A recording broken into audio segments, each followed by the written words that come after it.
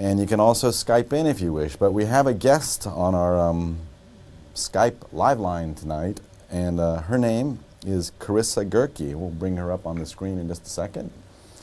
And we're going to talk about the what you can do about the surveillance society, because you know, the surveillance society, we talked about it last week or 2 weeks ago, and on Monday, probably one of the best Democracy Now! Shows I've ever seen was on Monday night with Amy Goodman. Really outlined the extent that the Bush-Obama surveillance architecture has spread around the world. And in fact, I think a story that on Thursday of last week, after our show on Wednesday, that the U.S. media was really picking up on and following the story about Paula Deen and her use of the N-word 30 years ago. But a more important story, ladies and gentlemen, at least in my opinion, was on Thursday, it became known to the world, and in fact mostly to the Chinese people, that the UK government had something called the GCHQ, which taps the fiber optic cables for secret access to the world's communications. And listen to this. They secretly gained access to the network of cables which carry the world's phone calls and internet traffic, and started to process vast streams of sensitive personal information which it is sharing with its American partner, the National Security Agency, the NSA, who just a couple days before then had said, no, we don't listen to phone calls. Remember they talked about metadata? All these guys were talking about the metadata, as if it was just like high-level data points they were looking at. When you start your call, when you end your call, and the date you call, and who you call, but not really the content. But listen to this.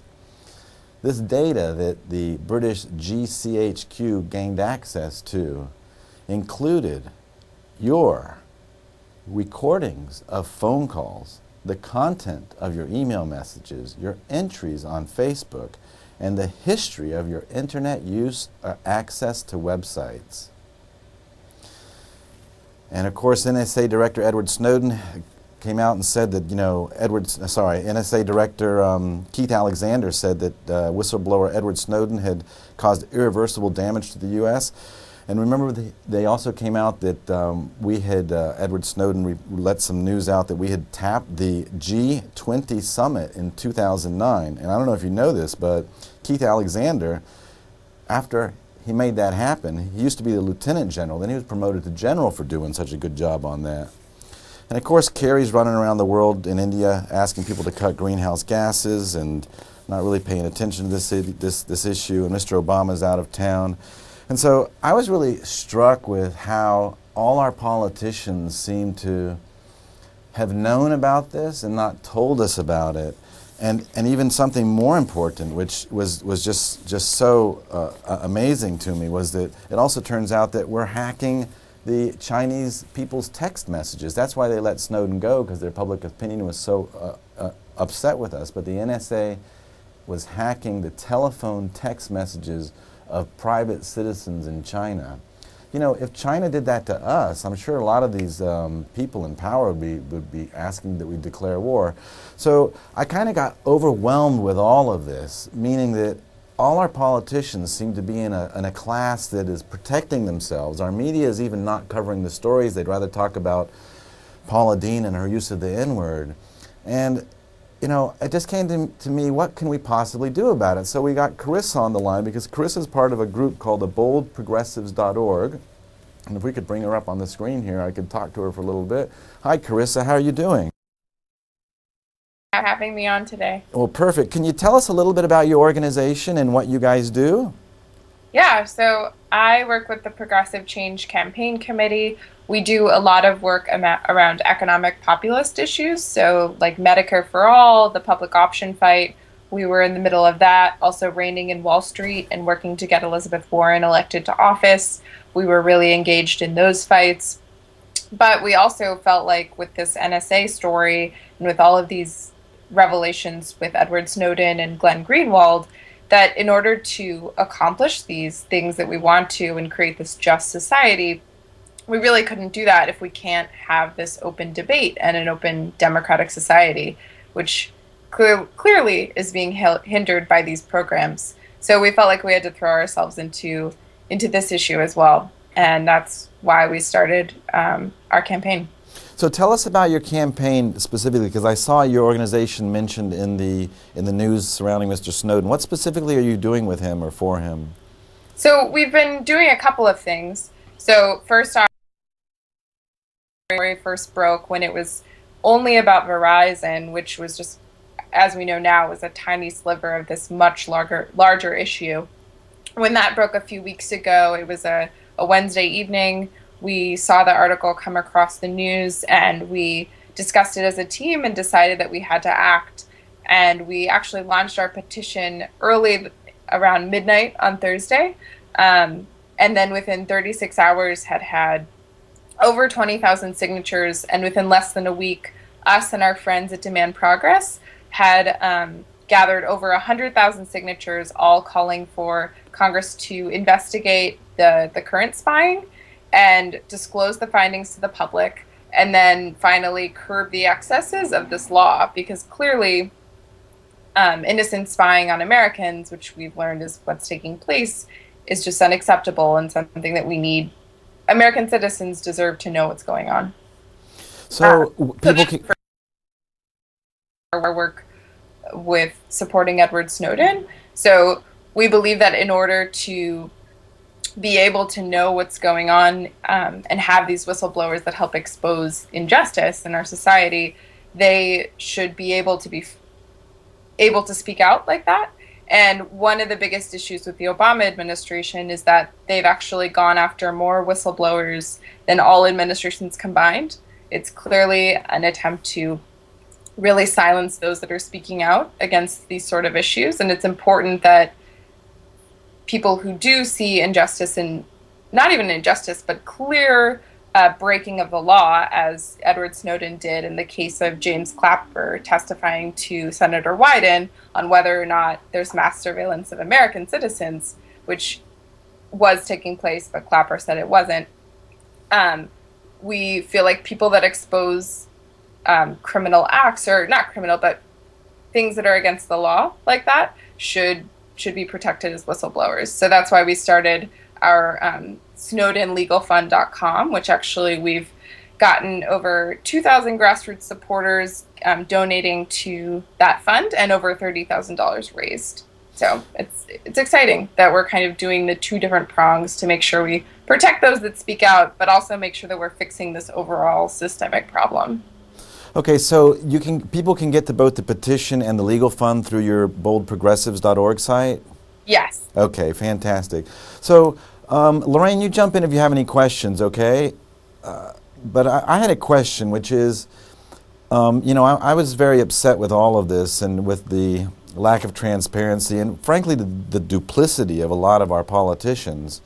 But aren't we all drinking from the same Kool-Aid? I mean, in a way, I want to know where the next Starbucks is on my mobile app and the phone down the road, so I'm sharing my information anyway upstream. And all this is born from an investment that the government made in the ARPANET, what was called a long time ago, and it's stuff we've got today. The same with NASA and Velcro, and all these things come from government. So I understand the anxiety, but aren't we all kind of doing it to each other anyway? And isn't there really no way to stop the flood?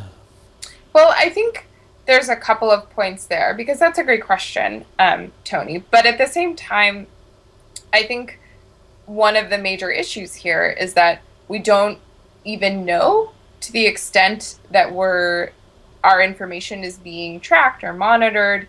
And Americans, at the very least, I think that we can all agree that we deserve to know the level to which we're being surveilled. And then that's where the open discussion can begin, right? To whether this is something that we want to buy into as a society, or whether we think that maybe we should curb it because maybe it's not necessarily, maybe it's too expansive. So I think the fact that we don't know is what's most troubling, especially since we live in this society that is based on these democratic American values, that if we espouse that and we think we live in that robust society, then we should be able to also have some transparency. Okay. Hey, Lorraine, you got any questions? Well, it just seems to me that the government would have the most to gain by tracking their own people to ensure their loyalty. Say that again? Did you hear me? Lorraine, do you have a question? I didn't quite understand. I said it seems to me it would be to the most advantage for the government to be tracking their own people to make sure that they are loyal. Got it. That they're loyal to them, of course. So it's a self-interested advantage. So I guess your point is there's no way to eliminate it, right? I would say that it would be to their advantage to monitor very closely their own employees rather than the public at large. Well, there was a program that came out. I have knowledge of that, but it was discovered again earlier this week as well that there is a program of monitoring employees of the federal government's activities, or at least asking them to monitor each other. Did you hear about that one? Right. Well, if they had monitored Mr. Snowden, maybe none of this would have happened. Yeah, but the point is Mr. Snowden revealed it to everybody. Right, and I think that's the thing, right? Is their system failed. Yeah, their system did fail. Yeah. Sorry, go ahead, Karissa. Well, I was just going to say, I think that's the point, is that we wouldn't even be talking about this. And would have no clue about what was going on if it weren't for people like Snowden who took that risk and spoke up to expose where even Congress was being lied to by the NSA, which is allegedly supposed to be the check on these programs. Yeah. So, do you know any new news about Mr. Snowden, since you're sort of in the loop, that you want to break here on our show? As far as I know, he was in transit, and we've continued to raise money for his fund with our campaign at snowdenlegalfund.com.